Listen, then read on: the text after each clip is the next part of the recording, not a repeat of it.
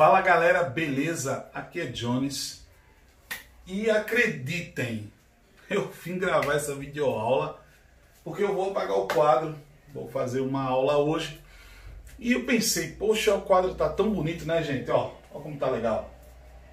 Nem mexi aqui na iluminação, nada, só para não perder o quadro. E essa aula tem som vazando aí, o pessoal tá tocando um breguinho aqui na rua.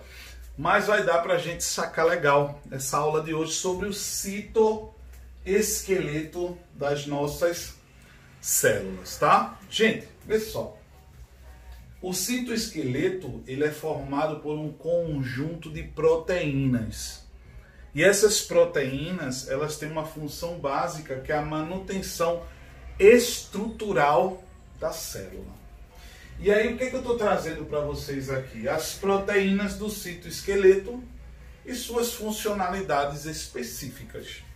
Eu tenho os filamentos ou microfilamentos de actina, os filamentos de queratina, chamados de filamentos intermediários, e nós temos os microtúbulos, tá?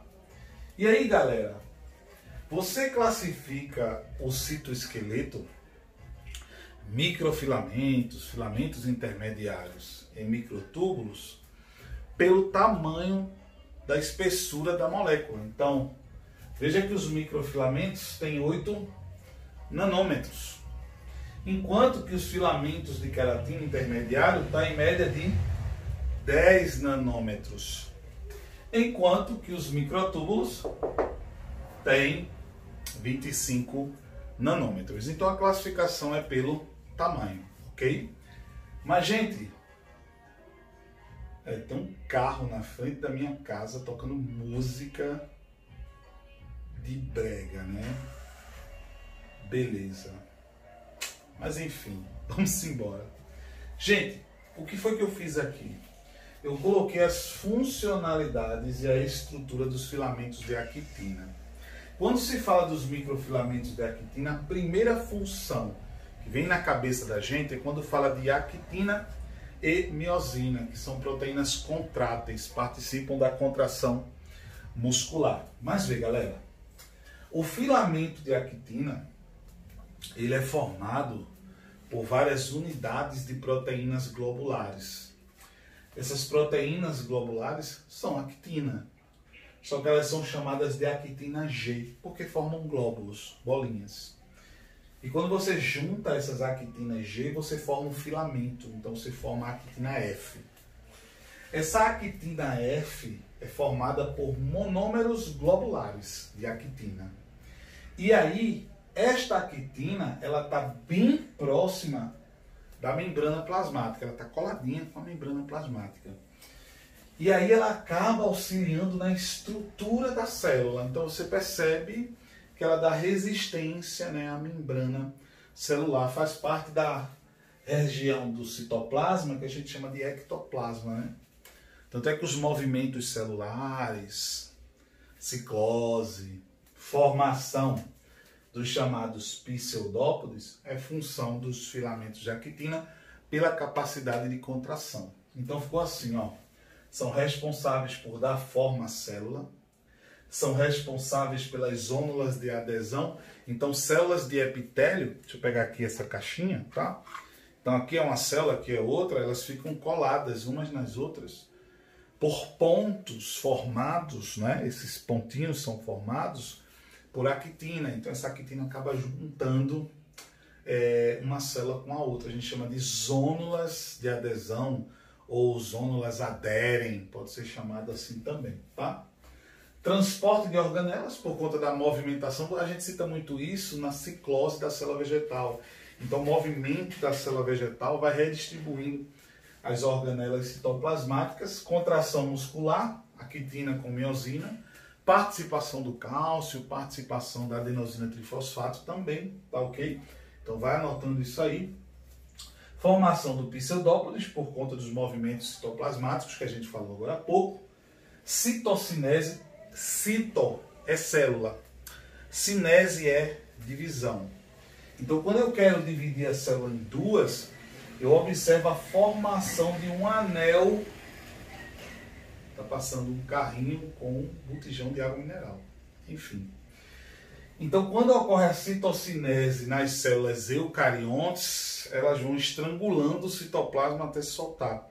Esse estrangulamento ele é feito por um anel de actina, que nada mais é do que uma proteína contrátil. Ela se contrai e acaba, né, rompendo a célula em duas e funcionam como vigas para a manutenção das chamadas microvilosidades. Então, a microvilosidade intestinal, que é uma estrutura para aumentar a superfície de absorção, ela fica em pezinha lá, tá?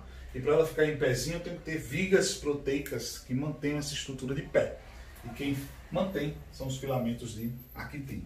Quando nós falamos dos microfilamentos, ou melhor, perdão, dos filamentos intermediários, tá? Principal proteína é a queratina, mas eu tenho outras, ó gente, tenho neurofilamentos, tenho desmina, tenho vimentina, são todas proteínas, tá? Aí, gente, o que é interessante? Lá é formado por monômeros globulares. Aqui é uma proteína fibrosa em alfa-hélice, é aquela estrutura secundária das proteínas, né? Toda enroladinha. E aí essa estrutura fibrosa, em média, tem 10 nanômetros. Quando se fala de filamentos intermediários, eu lembro logo da queratina. É dessa proteína que eu vou lembrar. Mas você sabe que existem outras proteínas. Mas como ela é a principal, eu encontro na unha, no cabelo, na pele. Perdão. Mas também encontro formando desmossomos. Desmossomos são estruturas que unem uma célula com a outra. Assim como as junções adesivas de actina. Então, quer dizer, mais uma estrutura para aumentar a aderência entre células epiteliais. E nós encontramos também os hemidesmossomos, porque assim, gente, ó, imagina que aqui eu tenho uma célula e aqui eu tenho outra, tá? Elas estão coladas umas nas outras pelas ônulas de adesão e pelos desmossomos. Mas imagina que as células estão apoiadas nessa parte aqui de metal, tá? Para elas se apoiarem, elas precisam grudar nessa parte de metal. As células epiteliais, elas são apoiadas numa estrutura que a gente chama de lâmina basal. Então, para prender na lâmina basal, elas usam a metade de um desmossomo, que nós chamamos de hemidesmossomo, tá? A desmina, eu coloquei aqui a título de aprofundamento, e só para você entender, também é uma proteína que tem função adesiva, feito desmossomo. Só que ela está no coração. Ela está nas fibras cardíacas, para manter as fibras unidas, né? Até porque as fibras cardíacas, elas são unidas umas com as outras, para quando uma seja estimulada a bater, estimule a outra. E aí, elas formam os chamados discos intercalares, tá? Que tem um papel também de aumentar a adesão, ok? Esse desenho aqui, gente, é referente aos microtúbulos, eu vou falar deles agora. Galera, vê só, se você está me vendo no YouTube, eu gravei essa aula para não perder o quadro, mas eu acho que está bem legal. Tem uns sonzinhos, né? Mas enfim, estamos crescendo o canal devagar. Eu não queria perder essa aula. Citoesqueleto é um assunto muito importante e eu espero estar te ajudando. Então deixa teu like, compartilha com teus amigos e me segue no Instagram, que deve ter passado aí no início do vídeo, tá? Gente, vamos lá. E se você está me vendo no Instagram, está me vendo no grupo do WhatsApp, também faz isso. É importante o apoio de vocês, tá? Gente, vê só, microtúbulos. Dentro dessas três classificações de citoesqueleto, os microtúbulos são os principais. Galera, os microtúbulos, eles também são formados por monômeros globulares. Só que a proteína não é mais actina, a proteína é tubulina. E a tubulina, ela vai se juntando de duas a duas, elas vão formando dímeros de tubulina. Tubulina alfa e tubulina beta. E elas vão formando esse tubo proteico que tem funcionalidades absurdas dentro da célula. Deixa eu só pegar um gizinho aqui para poder anotar, tá, gente? Então tá aqui, ó. Responsável pela forma da célula, assim como os filamentos de actina, assim também como os filamentos de queratina. Apesar que o de queratina, eles não funcionam nos filamentos intermediários, não tem essa funcionalidade tão acentuada, mas também faz parte, tá? E aí, galera, vê que legal. Forma da célula, certo? E formam uma organela, os microtúbulos, chamadas de centríolo. E os centríolos ficam no centro das células eucariontes, principalmente em animais, né? Células de vegetais superiores, como gimnosperma e angiosperma, não tem centríolo. Tá lá o microtúbulo, mas o centríolo não está. Esse local aqui, gente, ó. Esse local aqui, onde eu encontrei o par de centríolo, nós chamamos de centrossomo celular. Então isso aqui, galera, ó, é um centrossomo celular, que seria o centro da célula, beleza, gente?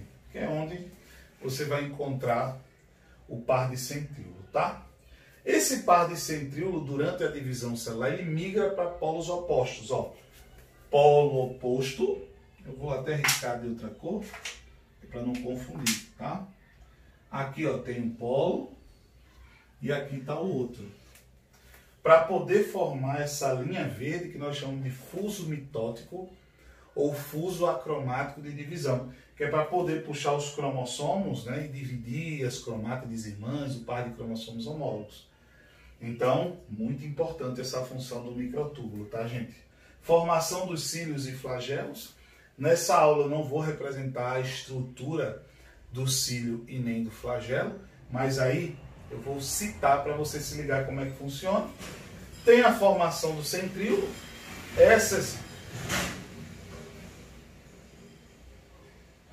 Essas estruturas aqui em volta, ó, galera, nós chamamos de fibras de Aster, tá?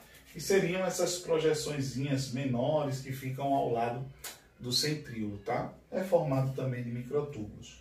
Quando eu pego o centríolo, eu observo que o centríolo ele é formado por vários microtúbulos. Na verdade, são 27 microtúbulos distribuídos de 3 em 3. Então, nós temos 9 trincas de microtúbulos, né? 9 vezes 3 dá 27. Mas quando você vai formar o cílio ou um flagelo, né? Ele acaba ficando com 9 pares, tá vendo? Fica desse jeito aqui, tá? Mas ficam com 9 pares, eu não estou colocando o número de pares. Vamos dizer que aqui fosse um flagelo, certo? Então ficam com 9 pares e um par central. Então a distribuição muda, tá vendo? Um par, 2 pares, 3 pares. Tem que ter 9 pares para poder formar um cílio ou um flagelo, né? E a base, que a gente chama de axonema, fica dessa forma aí do cílio e do flagelo, tá? E outra funcionalidade importante é a movimentação de organelas dentro do citoplasma. Então, o que é que acontece? Ó, eu desenhei o microtúbulo aqui embaixo e coloquei essas bolinhas representando organelas, como o lisossomo, por exemplo, tá? E aí eu posso ter o lisossomo se aproximando da membrana plasmática ou o lisossomo se afastando da membrana plasmática, por exemplo, indo em direção ao complexo Golgiense, tá? Só que para mover esse lisossomo eu preciso de 2 proteínas, a cinesina e a adeneína, que estão presas no microtúbulo e funcionam como carrinhos. Aí a organela vai em cima e começa a se movimentar dentro do citoplasma. Então você percebe, eu costumo pensar assim, né? Funciona como se fossem trilhos de um trem, né? Os trenzinhos são a cinesina e a adeneína, e essas bolinhas que representariam as organelas seriam as pessoas que estão em cima dos vagões. Beleza? Espero ter ajudado vocês. Peço desculpa aí por esse vídeo super caseirão, né? Mas enfim, conhecimento não pode ser perdido. Eu não queria perder a explicação desse quadro que ficou maravilhoso. Beleza, galera? Um forte abraço, que Deus abençoe vocês. Fui!